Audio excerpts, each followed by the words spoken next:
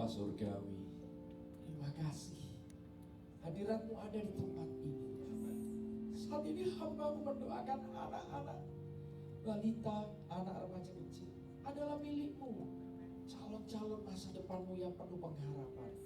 Berkati anak-anak ini dan kedua orang tuanya untuk mengasuh, mendidik di dalam kebenaran firman-Mu, supaya mereka takut akan Engkau dan selalu hormat kepada kedua orang tuanya. Terima kasih Tuhan, berkati kesehatannya, berkati juga semua studinya, tanggung jawab, supaya anak-anak ini dapat menyelesaikan dengan baik dan dikembalikan untuk kemuliaan-Mu.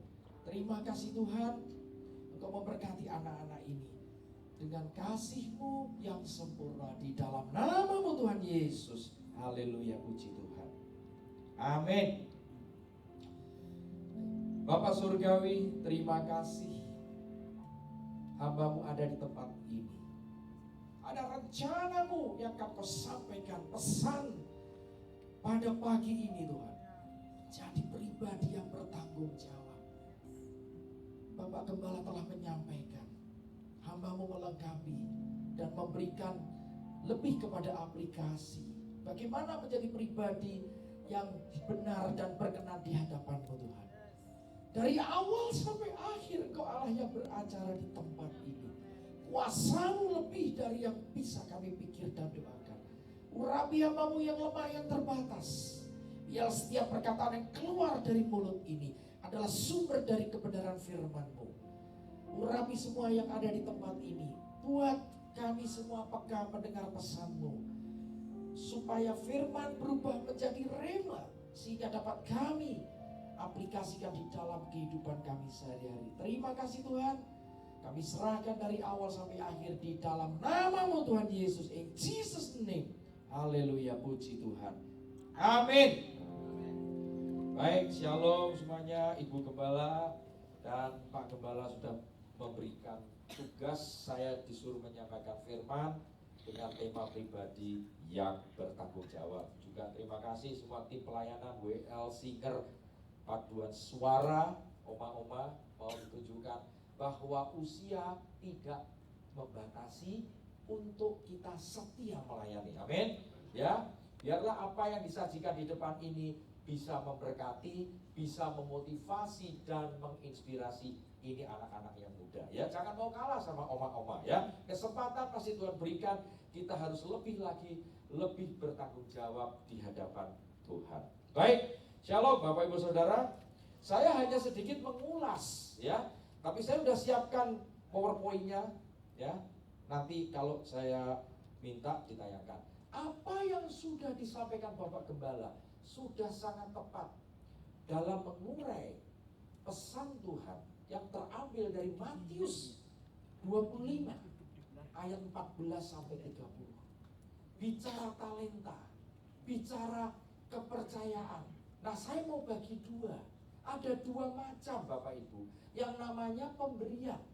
Perhatikan, Allah memberkati berarti memberi sesuatu. Kita menerima, ada tanggung jawab. Betul? Nah, yang pertama adalah pemberian secara ilahi. Apa itu? Anugerah, keselamatan, menerima Kristus sebagai juru selamat. Ini bersifat kekal. Ya, damai sejahtera yang kita terima itu gak akan hilang. Ketika itu semua Tuhan beri dari surga, sukacita. Oke. Nah, yang kedua, kita bicara talenta atau pemberian juga yang sifatnya sementara. Amin. Kita harus paham apa yang sifatnya sementara Bapak Ibu. Harta kita, anak kita, orang tua kita, besan kita, semua yang ada di bumi, semua yang diciptakan Tuhan dan diberikan untuk dikelola bersifat sementara. Ini perlu kita perhatikan. Ya, firman yang disampaikan sudah benar. Kita memilih yang mana, Bapak Ibu? Paham? Kalau yang kekal itu yang harus diutamakan. Karena itu harta surgawi yang akan kita bawa kembali ke surga. Maka berkaitan dengan apa yang kamu ikat di dunia akan terikat di Apa yang kamu lepaskan di dunia akan terlepas di. Jadi Bapak Ibu, Opa Oma yang terkasih, apa yang harus kita ikatkan? Pemberian apa yang harus kita prioritaskan? Bukan berarti gak butuh duit ya, enggak. Bukan berarti gak butuh rumah, mobil, enggak. Itu hanya pelengkap. Katakan, oh hanya pelengkap. Tapi yang utama, pemberian apa? Iman, percaya. Itu yang bersifat kekal. Itu bicara keselamatan. Tadi sudah dijelaskan, Tuhan memanggil 3 hambanya. Yang pertama diberi 5 talenta, yang kedua diberi 2 talenta, yang ketiga diberi 1. Tuannya pergi, tuannya kembali. Sikap dari ketiga hamba itu berbeda. Itu menunjukkan juga sifat perilaku kita. Yang hamba pertama, mana talenta yang sudah aku bagikan 5? Wow, puji Tuhan, engkau sudah menghasilkan 10. 5 berkembang jadi 10. Engkau hamba yang baik. Mari ikut di dalam pesta menyukakan Tuhan.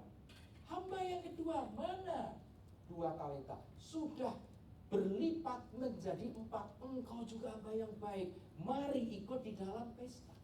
Namun Bapak Ibu Saudara, hamba yang ketiga, dia datang, mana talenta?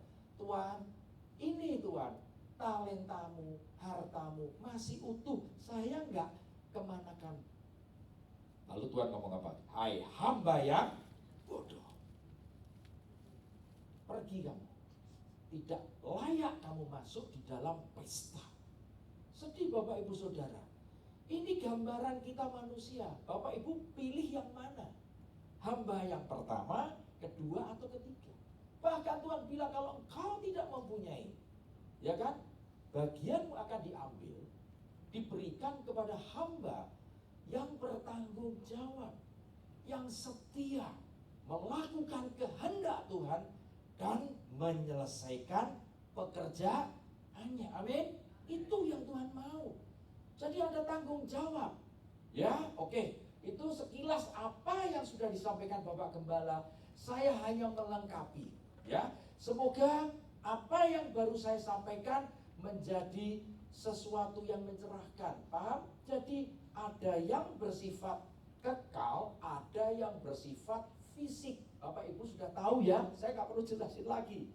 Jadi kalau kehilangan harta, bangkrut, atau kehilangan orang yang kita kasihi, sikap kita sudah tahu ya. Bukan berarti nggak boleh sedih sukacita, ya itu konyol, enggak. Tetapi jangan berlarut. Nah orang kadang-kadang meratapi, sorry ya, kata meratapi itu negatif.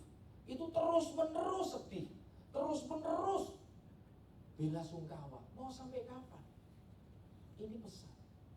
Semua titipan. Nah, saya tambahin satu lagi sebelum kita akan masuk kepada kebenaran firman. Titipan itu ada yang sementara, ada yang sifatnya selamanya. Pemberian. Nah, ketika Tuhan menitipkan anak, cucu, orang tua, apapun, harta benda, namanya titipan, bisa dong sewaktu-waktu diambil, betul ya? Bapak Ibu juga pernah nitip kan? Saya titip mobil karena kebanjiran rumah saya. Artinya haknya siapa? Haknya kita. Demikian Tuhan menciptakan manusia, bumi dan segala isinya. Itu hak penuh dari Tuhan. Tapi sudah diberikan otoritas kepada Adam. Namun Adam berdosa, otoritas itu hilang. Paham? Maka disinilah kita belajar. Kalau itu yang namanya titipan, Bapak, Ibu, Opa, Oma ikhlas. Amin. Karena itu sifatnya sementara. Demikian juga waktu sakit, pasti ada waktunya sembuh, sementara. Nah, tapi yang permanen, ini yang mau saya sampaikan. Kita perlu pegang, kita perlu hidupi firman-Nya yang bersifat kekal, karena itulah yang berguna. Jelas? Ya, baik. Saya minta ditayangkan pribadi yang bertanggung jawab, terambil dari Galatia 6 ayat 5. Yes, terima kasih. Sebab tiap-tiap orang akan memikul tanggungannya sendiri, tanggung jawabnya sendiri Bapak Ibu atas hidup kita. Sebagai manusia ada tanggung jawab yang diberikan tadi, diberikan oleh Tuhan. Kita hidup ini adalah anugerah agar kita bisa memenuhi dan menggenapi dengan baik apa yang Tuhan kehendaki.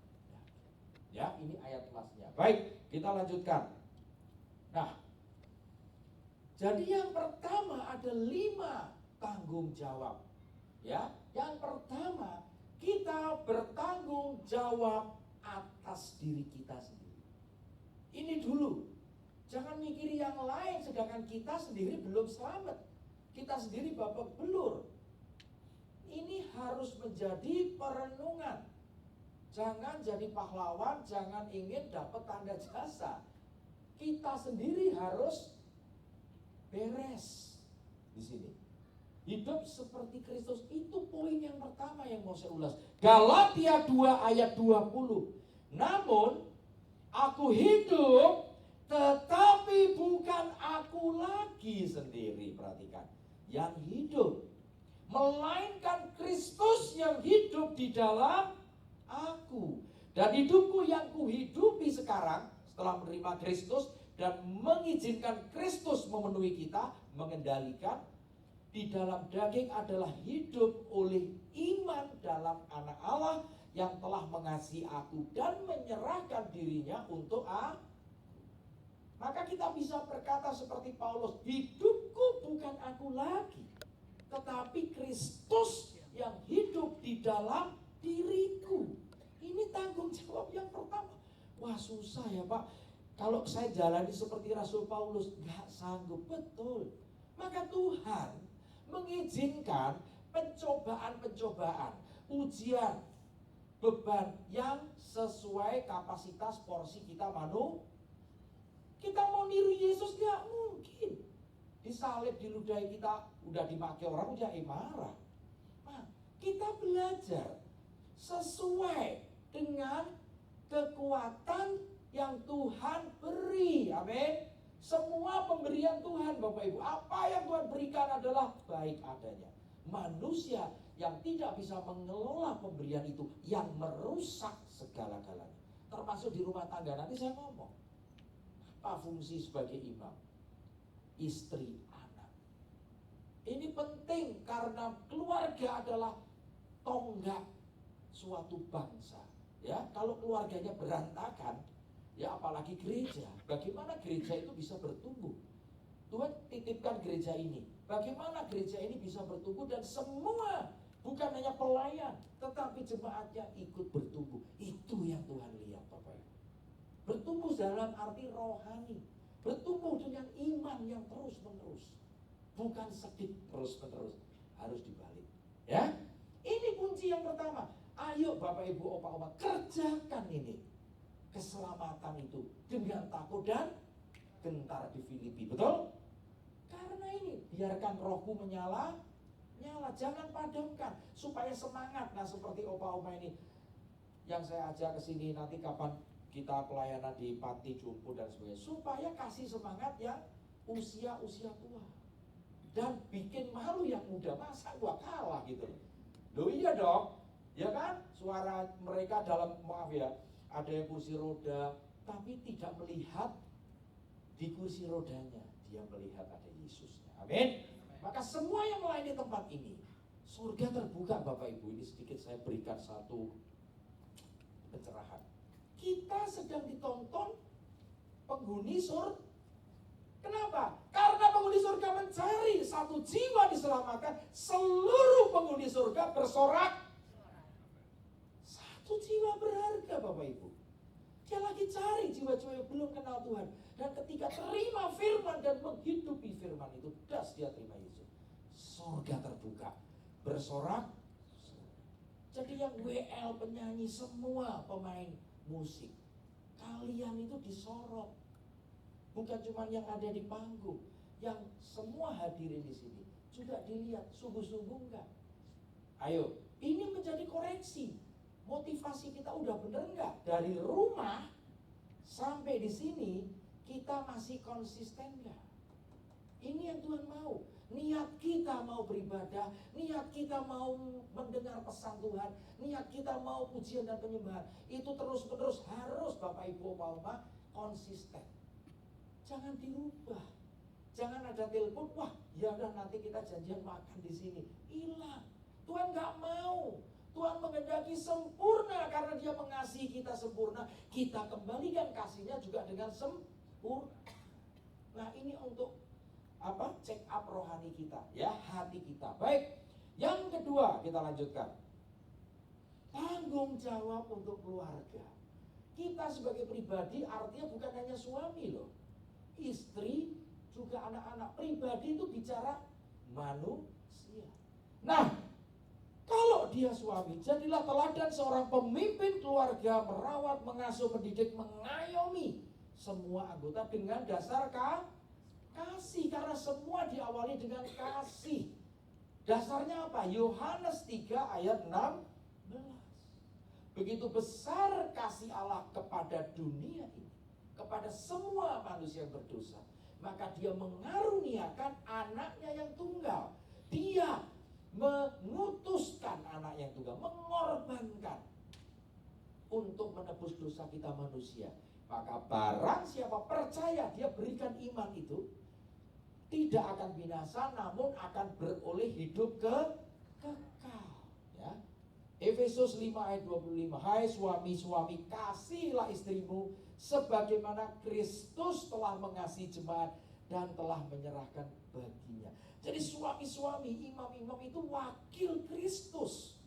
Dia jadi pemimpin, dia jadi imam, dia yang bertanggung jawab membawa istri dan anaknya untuk mengenal kepada Kristus. Ya. Nah, istri bagaimana? Hormati suami, ya kan? Anak juga hormati. Tapi semua diawali dari suami atau imam itu yang mengawali. Kalau imamnya goyang, kalau suaminya mencong kiri mencong kanan, ya akibatnya keluarga itu bisa tahu kan, pecah berantakan. Namun perlu dukungan istri mendoakan suami. Nah, Ibu Gembala terus doakan Pak Gembalanya, terus pelayanan, terus semangat. Ya, jangan ada celah, terus dipakai terus untuk memberkati. Ini kuncinya, penolong. Ya, menolong yang suami bisa jatuh, Bapak Ibu. Ini kuncinya. Bukan menolong, saya bawain pakaian, enggak. Menolong dalam arti rohani. Karena manusia itu diberikan banyak tantangan dalam pekerjaan, dalam pelayanan, dalam segala aktivitas. Hati-hati, jangan buka celah. Istri ini loh, penolong, pelengkap untuk menutupi semua celah dari suami. Demikian juga anak. Ya, saya banyak konseling anak-anak juga, capeklah di rumah. Papa sibuk, mama sibuk, ya gua sibuk sendiri. Akhirnya masuklah narkoba. Akhirnya masuklah judi online, game online. Tapi saya percaya anak-anak muda di sini enggak ya, apalagi di STT ya. Ini yang terjadi. Dia menemukan sahabat bukan dari papa mamanya. Dia menemukan sahabat dari teman-temannya. Tanggung jawabnya udah salah. Ya, oke, kita lanjutkan. Didiklah orang muda menurut jalan yang patut baginya, maka pada masa tuanya ia pun tidak akan menyimpang. Nah, kata menyimpang, ingat nggak Amsal 5? Apa itu? Supaya tidak menyimpang, percayalah kepadaku dengan sepenuh hatimu, jangan berdasarkan pengertianmu sendiri. Akuilah Dia, Kristus Tuhan, di dalam setiap lakumu, maka Dia akan meluruskan jalanmu. Berarti yang nyimpang diluruskan. Maka firman itu hidup, Bapak Ibu Saudara. Saya tadi ngomong itu firman. Nanti rekamannya cek, semua firman. Karena Roh Kudus yang saya minta ngomong, bukan saya. Kalau pakai otak saya, banyak kelirunya. Ya, ini kita belajar. Nah, hai anak-anak, taatilah orang tuamu. di dalam Tuhan karena haruslah demikian. Maka orang tua harus jadi teladan dulu. Maka orang tua harus memberi contoh dulu. Kalau contohnya keliru, anaknya keliru. Yang dituntut siapa? Anak saya bandel Pak, anak saya ini saya sekolahkan, tahu-tahu main narkoba, ngambilin anak orang. Loh, saya kan nggak ingin seperti saya sekolahkan, uang saya cukupi, tujuannya untuk pintar, kerja, bisa bisnis. Kadang-kadang egois. Anak itu nggak diperhatikan Bapak Ibu. Paham? Ya, akibatnya begini. Pintar sih pintar, karena dia takut diancam, kalau lu nggak sekolah, gua nggak kasih warisan. Tapi dia terpaksa anak-anak itu kayak curhat cuma ke saya. Saya nggak suka jurusan kedokteran dipaksa, egois. Paham? Jadi ini jadi pelajaran Bapak Ibu Saudara. Berikan kebebasan. Tuhan aja ngasih kebebasan free will, betul nggak? Kok kita mau ngekang? Kok kita mau posesif? Ada tanggung jawab, biarkan dia bertanggung jawab atas dirinya dulu. Tapi sebagai orang tua mengarahkan, mendidik, itu tugasnya tadi. Sehingga anak-anak ini akan taati orang tua di dalam Tuhan. 2, hormati ayah ibumu adalah suatu perintah penting, 10 perintah Allah, seperti janji dari ini, supaya kamu berbahagia dan panjang umurmu di bumi. Mengapa hari-hari ini banyak anak yang berontak? Mengapa? Akhir zaman Pak, ya betul. Kenapa terjadi banyak pemberontakan? Karena banyak gereja kehilangan kasih mula. Saya mau tanya, gereja itu wadah. Orang datang itu banyak sakit penyakit. Maaf ya, bukan maksudnya kanker, ya itu jelas penyakit fisik. Yang saya ngomong penyakit non fisik, kejiwaan. Loh, orangnya normal Pak, orangnya senyum gini. Wah, ternyata di dalamnya itu seorang pendendam. Yang tahu siapa? Tuhan, psikolog, psikiater. Gak tahu Bapak Ibu. Beberapa mereka hubungin saya, minta tolong. Saya ngomong, saya ini bukan psikolog. Saya juga bukan sekolah yang betul-betul nangani ini. Ya kalau kamu percaya, saya bantu. Saya simpel aja. Dan semua digerakkan Tuhan. Paham? Saya bukan seorang psikolog, saya bukan sekolah psikolog, saya orang bisnis. Tapi kalau Tuhan ubah saya, itu tadi, saya diberi tanggung jawab yang lebih. Amin. Ini kuncinya. Ya. Nah, jadi anak-anak muda supaya jangan berontak, taati orang tuamu. Suami mengasihi istri, istri tunduklah kepada suami. Yang takut akan Tuhan, maka doa istri itu terus menerus. Ya, saya nggak akan cerita, nggak habis nanti waktunya berapa kasus. Kalau si istrinya nggak doakan, terjadi kecelakaan berat. Kadang laki-laki, ya termasuk saya ini ya, egois, merasa dirinya tahu semua, sok tahu, sok ngerti. Yang tahu itu adalah Tuhan.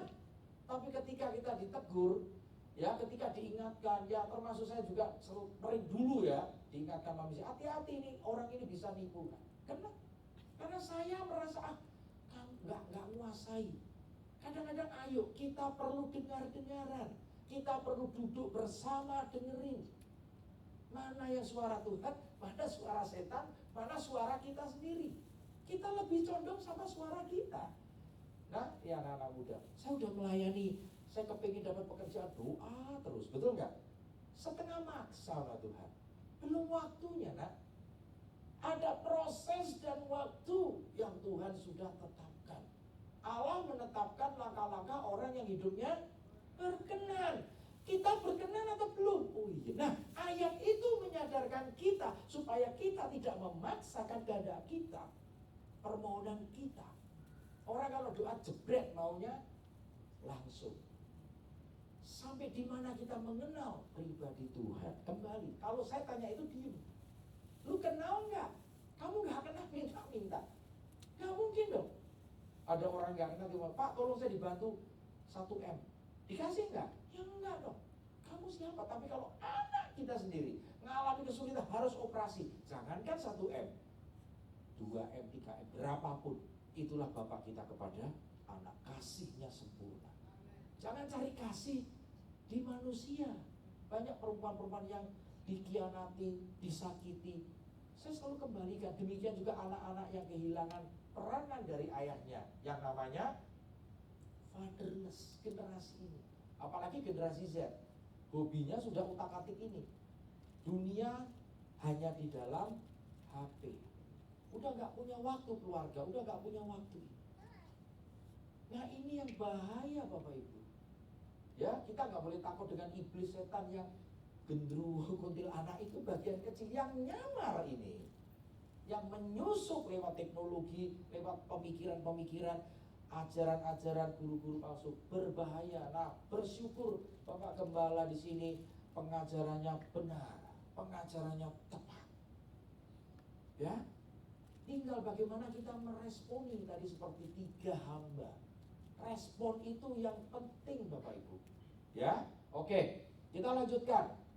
Nah, ini tanggung jawab keluarga. Yang ketiga, tanggung jawab kepada sesama. Nah, Matius 22 ayat 39, dan hukum yang kedua yang sama dengan itu ialah kasihilah sesamamu manusia seperti apa?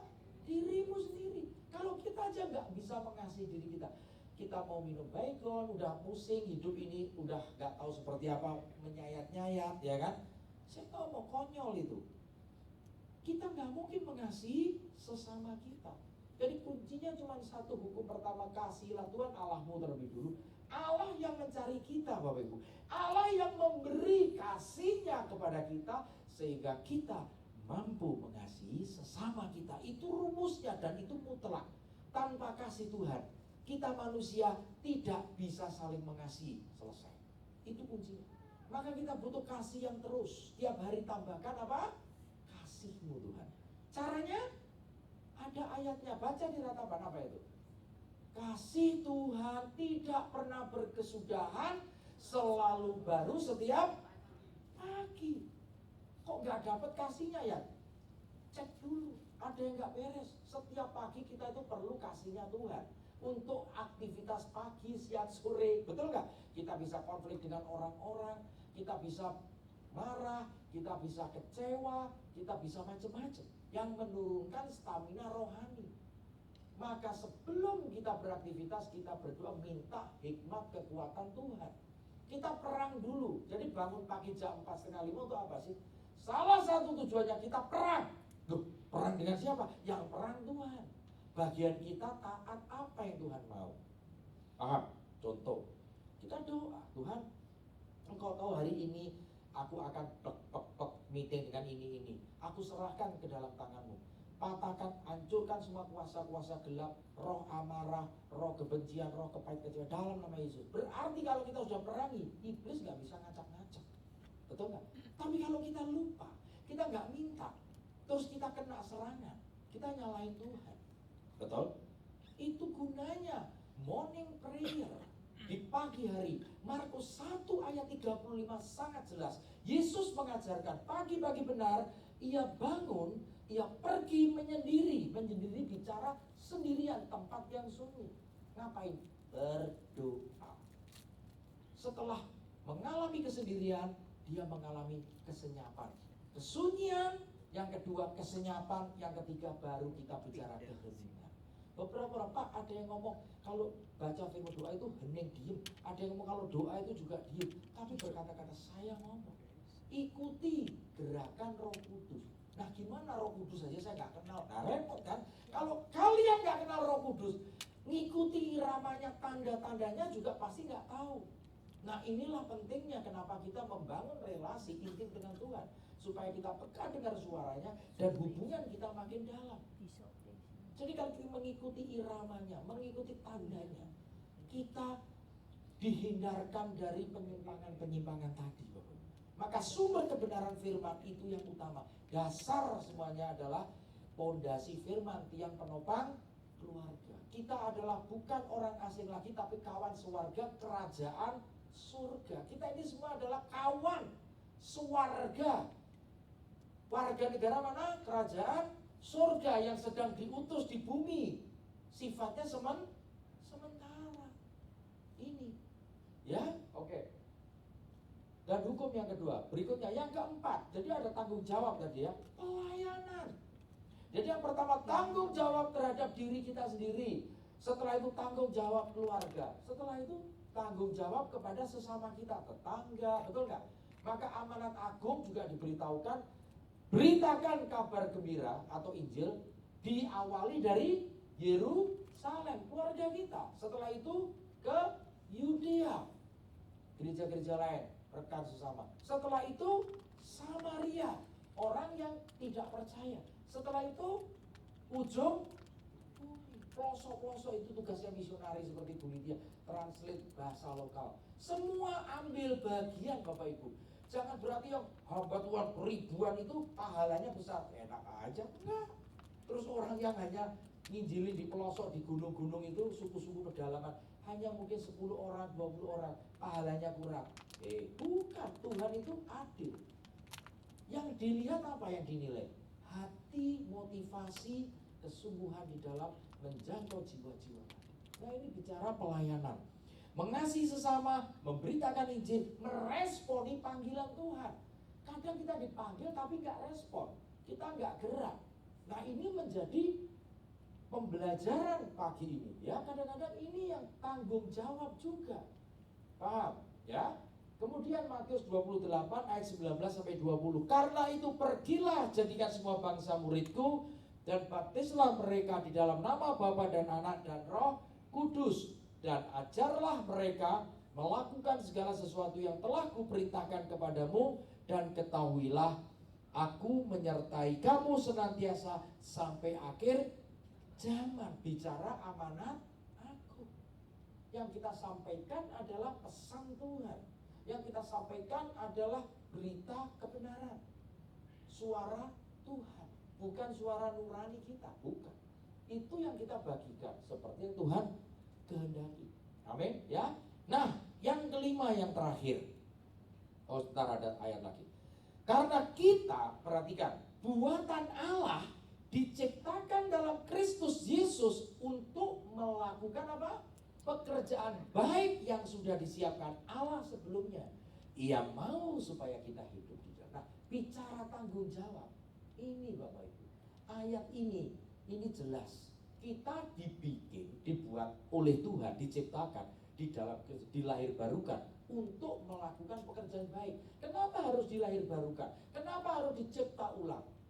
Karena kita gagal melakukan pekerjaan baik itu. Nah, setelah di dalam Kristus tadi, Allah sudah mengorbankan Kristus. Kita mempunyai tugas apa? Melakukan pekerjaan baik, betul ya? Yang sudah dipersiapkan Allah sebelumnya. Dan Tuhan mau supaya kita hidup di dalamnya, melakukan kehendak Bapa dan menyelesaikan pekerjaannya. Itu yang ngomong Yesus. Saya hanya meneruskan, saya corong. Ya, mungkin dikatakan juru bicara pun saya siap, corongnya. Apa yang kamu katakan, saya sampaikan. Betul nggak? Makananku melakukan kehendak Bapakku dan menyelesaikan pekerjaannya. Titik. Itu kuncinya. Nah, itulah pekerjaan baik. Paham? Ini supaya kita setiap hari melakukan kehendak Tuhan dan menyelesaikan pekerjaannya. Finishing well, last time. Baik, yang terakhir. Nah, apa? Tuhan menciptakan bumi dan segala isinya untuk apa? Kita kembali ke kitab Kejadian pada mulanya. Maka ada lagunya, dari semula telah kau tetapkan hidupku dalam tanganmu, dalam rencanamu Tuhan. Nanti saya pengen lagu itu dinyanyikan ya setelah selesai. Tuhan Allah mengambil manusia dan menempatkannya. Kata mengambil itu spesial. Kata mengambil itu dibedakan, tidak dicampur dengan yang lain yang kotor. Kita diambil, kita diberi yang terbaik, kita spesial, dan menempatkannya ke Taman Eden. Itu bentuk cinta pertama Tuhan, kasih yang sempurna. Ingat, karena apa? Kita manusia diciptakan serupa dengan gambarnya. Komponen Allah ada di dalam diri kita. Amin. Kita ini makhluk rohani, kita ini insan ilahi, kalau boleh dikatakan sangat berharga. Ya, beda dengan ciptaan yang lain. Nah, Jadi setelah ditempatkan di Taman Eden, untuk apa? Tugasnya apa? Mengusahakan dan memelihara taman itu. Sama ketika kita minta tukang kebun, Pak, tolong rawat ya tanaman-tanaman saya, jangan ada yang mati atau buah-buahan yang ada di sini. Kamu saya siapkan upah, kan begitu? Ada tanggung jawab. Loh, banyak yang mati, Bapak gimana? Loh, daunnya kering, ternyata pupuknya kurang atau telat kasih air. Inilah yang harus kita sadari. Jadi kita dipercaya Tuhan untuk mengelola semua yang ada di bumi ini. Ngerti saudara? Kita kerjakan enggak? Ya, mengelola dan menggunakan sumber daya alam dengan bijaksana dan setia. Itulah kehendak Tuhan. Ya, amin. Itulah 5 bentuk tanggung jawab. Tanggung jawab kepada diri sendiri, hidupku bukan aku lagi, tapi Kristus yang hidup di dalam aku. Perilaku kita, kata-kata kita, tindakan kita mencerminkan Kristus 100%, enggak bisa enggak. Maka proses itu dari 70-80 semakin mirip sampai Tuhan menyempurnakan 100% ketika kita mati dan kita dikumpulkan bersama dengan Tuhan. Kita sempurna adanya. Amin. Itu kuncinya. Yang kedua, tanggung jawab keluarga. Mari Bapak Ibu Saudara yang sering mengalami perselisihan, yang sering mengalami pertengkaran antara hubungan suami istri anak, ayo benahi. Siang ini firman menegur Bapak Ibu dan oma-oma. Ayo benahi, waktunya semakin dekat. Saya gak nakut-nakutin. Kita gak tahu kapan Tuhan panggil kita, betul? Kita gak tahu. Besok, lusa, waduh Pak, saya kan masih pengen nikmati hidup. Itu mau kehendak Tuhan. Maka jangan sia-siakan ya. Tanggung jawab ketiga, mengasihi sesama kita seperti kasih yang Tuhan berikan. Tanggung jawab yang keempat, kasihilah pelayananmu. Bertanggung jawab atas pelayananmu di gereja, di luar gereja, dimanapun. Dan yang tanggung jawab kelima, bertanggung jawab untuk mengelola titipan Tuhan. Saya katakan titipan karena kita tinggalin semua, betul? Harta kita tinggalin, mobil semua kita tinggalin, termasuk mungkin anak, termasuk kalau sudah tua, ya persiapan berangkat. Saya sering berangkatkan di ICU dan lain sebagainya. Dan saya selalu kasih tahu, kita ini semua titipan. Ya, jadi rela ikhlaskan karena ada masa perpisahan, ada masa perjumpaan kembali di surga. Itu yang penting supaya kita memberikan wasiat terakhir. Mari kita akan berjumpa kembali. Sering kan dalam kedukaan saya juga sering mimpin, kita akan berjumpa kembali. Pertanyaannya, nah yang meninggal ini kita sudah berharap dia milik Kristus. Kita pun yang milik Kristus kita pertahankan, kita pelihara, kita jaga hati, jaga pikiran, jaga lidah, jaga iman kita. Sehingga sampai Tuhan panggil kita didapati setia. Ya, firman berkata, yang terakhir, nanti saya minta lagu itu ya. Firman berkata, semoga Allah menguduskan seluruh roh, jiwa dan tubuhmu agar terpelihara dengan sempurna dan tidak bercacat pada saat kedatangan Kristus. Inilah bentuk tanggung jawab kita apa? Mempertahankan iman, mempertahankan, memelihara dengan setia sampai Tuhan datang. Kalau Bapak Ibu Opa-opa mempertahankan, kita pasti sudah disediakan tempat, dikumpulkan bersama dengan Yesus. Kita akan dimuliakan, amin. Itu yang harus kita fokuskan. Sakit, penderitaan, mungkin kita hidup susah, itu sementara. Itu akan kita tinggalkan semua, karena di surga tidak ada sakit penyakit, di surga tidak ada kesedihan. Yang adalah kebahagiaan, damai sejahtera, sukacita. Amin.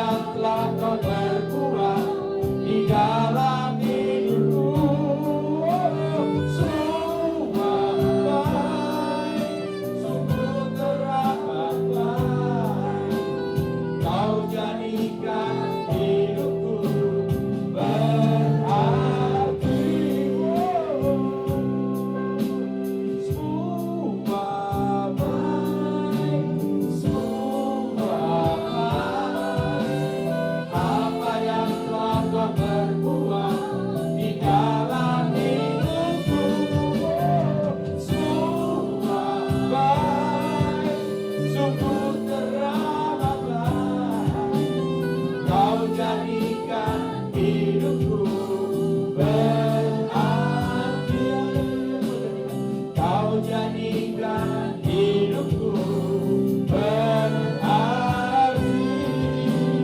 kau jadikan hidupku berarti. Bapa surgawi, terima kasih. Siang hari yang indah ini, pesanmu telah hamba-Mu sampaikan. Biarlah semua kebenaran-Mu dinyatakan siang ini. Tidak ada penyimpangan, tapi murni. Tuhan jamah setiap jemaat yang ada di tempat ini siang ini. Engkau tahu banyak yang letih lesu, banyak yang punya beban berat karena sakit penyakit. Tidak ada yang luput dari pengamatan-Mu. Kau jamah dia, penjagamu Israel tidak pernah tertidur dan terlelap. Dia jaga keluar masuk Bapak Ibu Saudara. Kenapa mesti takut? Tidak ada takut lagi. Allah bukan memberikan roh ketakutan, melainkan roh membangkitkan kekuatan, kasih dan ketertiban. Deklarasikan itu, hidupkan ayat itu. Jangan takut lagi, jangan khawatir, cemas lagi. Dia sudah mengalahkan semua. Kemenangan ada di dalam diri setiap orang yang percaya, yang menghidupi Kristus di dalam hidup Bapak Ibu Saudara. Tanggung jawab. Sudah dikorbankan anaknya, kita perlu bertanggung jawab atas keselamatan yang Tuhan beri Bapak Ibu. Beritakan ke keluarga dulu, ke tetangga, ke saudara, teman-teman di gereja, pekerjaan, tempat usaha, dimanapun kita berada. Jadi pribadi yang bertanggung jawab untuk memberitakan firman, untuk menyatakan kebaikan dan kemurahan Tuhan di dalam hidup saudara. Maka ketika saudara diizinkan mengalami kesulitan, kesusahan, sakit, penyakit, bersyukur. Karena itu adalah modal saudara untuk menyatakan kebaikan Tuhan, untuk menyatakan anugerah Tuhan, untuk menyatakan kasih karunia yang lebih dari yang bisa kami pikir dan doakan. Thank you Lord Jesus. Kau ada di tempat ini, jamah ini semua baik. Apa yang kau perbuat adalah baik. Tidak ada yang buruk. Rancanganmu damai sejahtera, amin. Bukan kecelakaan Bapak Ibu. Jangan fokus kepada kelemahan kita. Jangan fokus pada kekurangan kita. Jangan fokus pada sakit penyakit, persoalan masalah. Tapi fokuslah kepada rancangan damai sejahtera. Sejak semula kita sudah ditetapkan, kita direncanakan untuk mengalami damai sejahtera, bukan kecelakaan. Terima kasih Tuhan. Terima kasih. Engkau yang menumbuhkan iman dan rema yang sudah dibagikan, sehingga menguatkan, meneguhkan, mengokohkan iman kami. Terima kasih Tuhan, kami serahkan hanya di dalam nama Tuhan Yesus. Haleluya, puji Tuhan. Amin.